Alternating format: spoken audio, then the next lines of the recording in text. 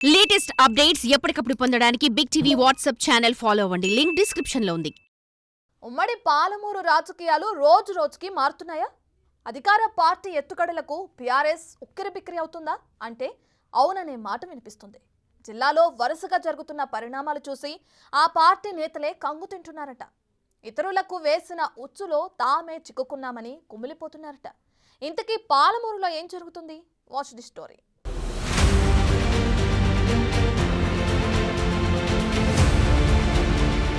పాలమూరు జిల్లాలో వరుస ఘటనలు గులాబీ శ్రేణుల్లో గుబులు రేపుతున్నాయట. గత అసెంబ్లీ, పార్లమెంటు ఎన్నికల్లో ఓటమి పాలు కావడంతో నిరాశ నిస్పృహతో ఉన్న పార్టీ శ్రేణులకు తాజాగా సంఘటనలు మరింత ఆందోళనకు గురిచేస్తున్నాయని టాక్ వినిపిస్తుంది. తమ నాయకులు చెప్పిన తప్పులు ఒక్కొక్కటిగా బయటకు రావడంతో తమకు తీరని నష్టంగా మారుతుందని క్యాడర్ గుర్రుగా ఉందంటూ పొలిటికల్ టాక్ నడుస్తోంది. గతంలో బీఆర్ఎస్ నేతల వ్యవహార తీరే దీనికి కారణమని శ్రేణులు కూడా అసహనం వ్యక్తం చేస్తున్నారట.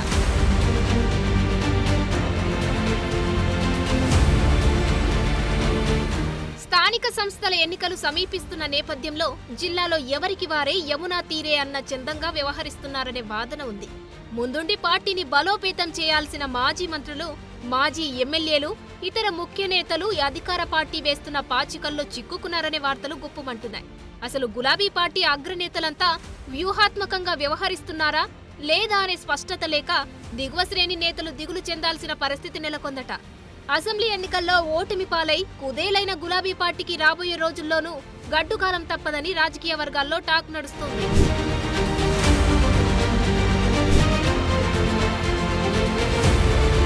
జిల్లాలో జరుగుతున్న వరుస ఘటనలు రాష్ట్ర వ్యాప్త రాజకీయాల్లో చర్చకు తెరలేపుతున్నాయట.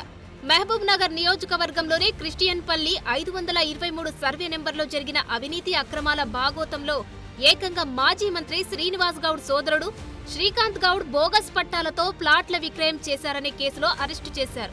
ఈ అంశం గులాబీ నేతల్లో మరింత గుబులు రేకెత్తిస్తోంది. ఈ ఎపిసోడ్ మరవక ముందే జిల్లాలోని మాజీ ఎమ్మెల్యేలు ఫోన్ ట్యాపింగ్ కు పాల్పడ్డారన్న వార్తలు జిల్లాలో దుమారం రేపుతున్నాయట.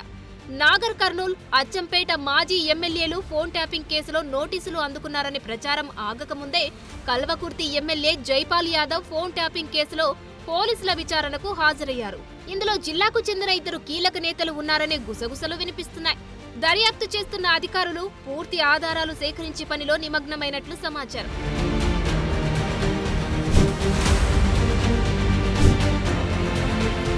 మరోవైపు కొడంగల్ నియోజకవర్గంలో అధికారులపై జరిగిన దాడులు బీఆర్ఎస్ నేతల కుట్రలతోనే జరిగాయని పోలీసులు నిర్ధారణకు వచ్చి మాజీ ఎమ్మెల్యే పట్నం నరేందర్ రెడ్డిని అరెస్టు చేశారు. ఈ ఘటన రాష్ట్ర వ్యాప్తంగా చర్చకు దారితీసింది. బీఆర్ఎస్ పార్టీ నేతలు అధికార పార్టీపై బురద చల్లేందుకు చేసిన ప్రయత్నం కాస్త రివర్స్ కావడం, తాము వేసిన గోతిలో తామే పడ్డామనే నేతల్లో చర్చ సాగుతుందట.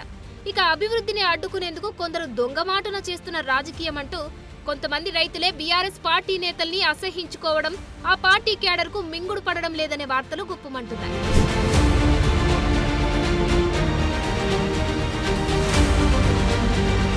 ఉమ్మడి పాలమూరు జిల్లాలో మాజీ మంత్రులు, మాజీ ఎమ్మెల్యేలను పలు కారణాలతో ఉక్కిరిబిక్కిరి చేసేలా అధికార పార్టీ కీలక నేతలు విమర్శలు చేస్తున్నారు.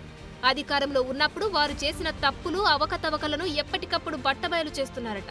దీంతో ఏ కేసు ఎప్పుడు ఎవరి మెడకు చిక్కుకుంటుందోననే భయంతో ఆ పార్టీ నేతలు ఉన్నట్లు వార్తలు గుప్పుమంటున్నాయి.